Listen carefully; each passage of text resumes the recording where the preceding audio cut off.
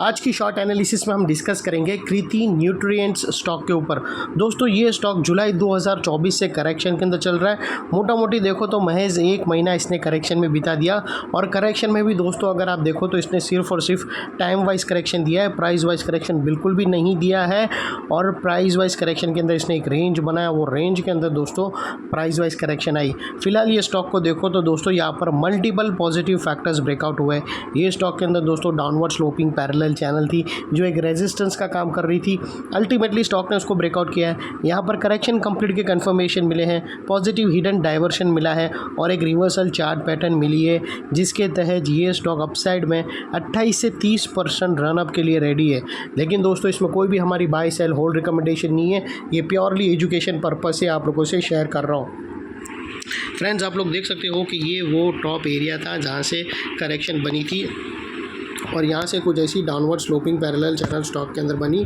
और जब तक दोस्तों स्टॉक के अंदर ये डाउनवर्ड स्लोपिंग पैरेलल चैनल रही, स्टॉक ने कुछ लोअर लोज हिट दिए। दोस्तों अगर आप देखो तो पहला लोअर लोज यहाँ पर हिट हुआ, सेकंड लोअर लोज यहाँ हिट हुआ और थर्ड लोअर लोज यहाँ हिट हुआ। और जैसे ही दोस्तों ये downward sloping parallel channel upside में ब्रेकआउट हुई, इसने मल्टीपल हायर हाइज को एक साथ ब्रेक करके उसके अबाव हाई वॉल्यूम क्लोजिंग देकर कंफर्म कर दिया करेक्शन इज़ कंप्लीटेड। यहाँ पर दो बड़ी चीज़ एक साथ हमें मिली है दोस्तों। पहला तो उसने डाउनवर्ड स्लोपिंग पैरेलल चैनल को अपसाइड में ब्रेक किया जिसकी वजह से जो डाउन साइड गिरावट आ रही थी वो रुक गई। और सेकेंडली इसके जो कंटिन्यू लोअर लोज थे वो स्टॉप होकर उसके अगेंस्ट में इसने हायर हाइज रजिस्टर किया, जो हमें कंफर्म करता है कि स्टॉक के अंदर करेक्शन कंप्लीटेड, बॉटम लग गई और ट्रेंड इसका फ़िलहाल चेंज हो चुका है अपसाइड में।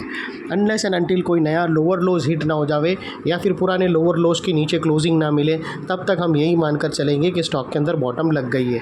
और दोस्तों बात कर लेते हैं डाइवर्शन की। तो दोस्तों अगर मैं आप लोगों को MACD डालकर दिखाऊँ तो यहाँ पर क्लियरली हमें हिडन डाइवर्शन मिलता है।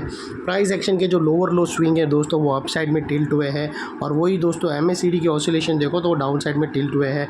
दोस्तों अगर आप यहाँ से देखो तो प्राइस एक्शन के लोअर लोज है वो अपसाइड में टिल्ट होते हुए मिले हैं और वही दोस्तों MACD की ऑसिलेशन है वो डाउन साइड में टिल्ट हुए हैं और यहाँ से हमें ब्रेकआउट मिला है जो एक अपसाइड मोमेंटम पंप करेगा स्टॉक के अंदर। और दोस्तों सेकेंडली बात कर लेते हैं चार्ट पैटर्न की। तो दोस्तों अगर आप देखो तो यहाँ पर हमें क्लियरली एक पॉजिटिव चार्ट पैटर्न मिली है दोस्तों और वो ज़बरदस्त चार्ट पैटर्न है। इसकी एक्यूरेसी 70 से 80% होती है और वो है दोस्तों ट्रायंगुलर चार्ट पैटर्न। दोस्तों अगर आप देखो तो यहाँ पर क्लियरली विटनेस होगा ट्रायंगुलर चार्ट पैटर्न ब्रेकआउट। और दोस्तों इसकी जो नेकलाइन निकल कर आती है वो तकरीबन 138 के आसपास आती है, जिसको हम कर देते हैं येलो।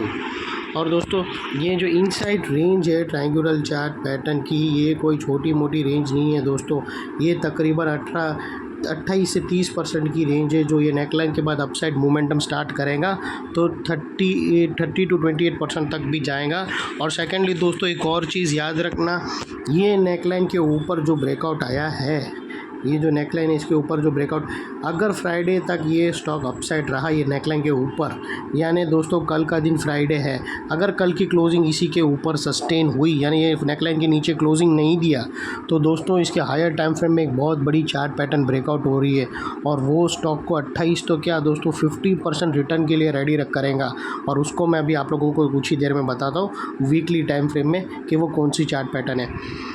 तो दोस्तों अगर आप देखो तो ये जो ट्रायंगुलर चार्ट पैटर्न है इसका जो टारगेट्स निकल कर आता है वो तकरीबन 180 रुपीज़ का आता है। और दोस्तों इसके अंदर जो वीकली टाइम फ्रेम का एक ही वेट है दोस्तों वो है कल की क्लोजिंग। दोस्तों अगर कल की क्लोजिंग ये 140 के ऊपर दे देता है तो एक वीकली क्लोजिंग आ जाएंगी जिसके वजह से दोस्तों हायर टाइम फ्रेम की एक बड़ी चार्ट पैटर्न ब्रेकआउट हो रही है। वो मैं आप लोगों को बता देता हूँ आपको जस्ट एडिशनल इन्फॉर्मेशन कि अगर आप दोस्तों देखो तो ये हायर टाइम फ्रेम में ये एक बहुत बड़ी, जस्ट अ मोमेंट है फ्रेंड्स,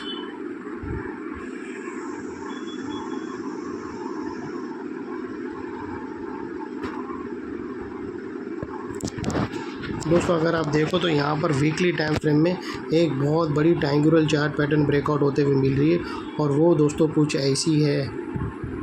और उसके जो टारगेट्स निकल कर आते हैं दोस्तों वो तकरीबन 200 के ऊपर भी आते हैं।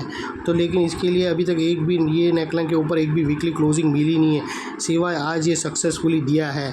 तो कल का और एक दिन वेट करना है और सक्सेसफुली क्लोजिंग मिलती है तो फिर ये ट्रायंगुलर चार्ट पैटर्न एक्टिव हो जाएंगी वीकली टाइम फ्रेम की, जो 220 के ऊपर का भी टारगेट देंगी स्टॉक के लिए, जो एक अच्छा खासा मोमेंटम आ सकता है स्टॉक के अंदर। और अभी हम आ जाते हैं डेली चार्ट पैटर्न में।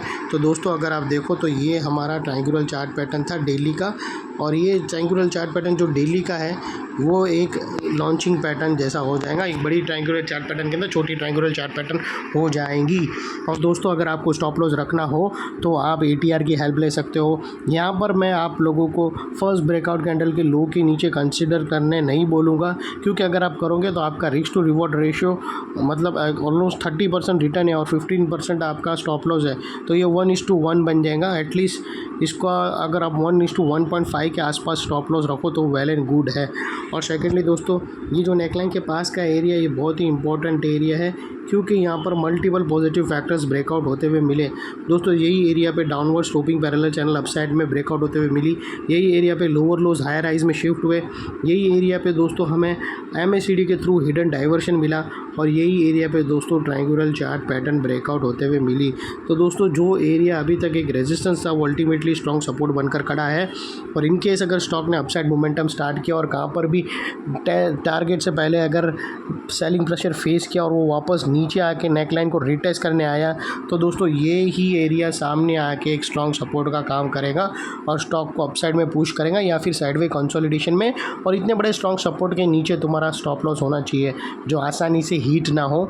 लेकिन बाय एनी चांस अगर क्लोजिंग बेसिस पे हो जाता है तो दोस्तों नो इफ नो बट सीधा स्टॉप लॉस देकर ट्रेड को क्लोज। ये थी हमारी शॉर्ट एंड स्वीट एनालिसिस। अच्छी लगी तो प्लीज़ चैनल को लाइक शेयर सब्सक्राइब ज़रूर करना फ्रेंड्स। Thank you.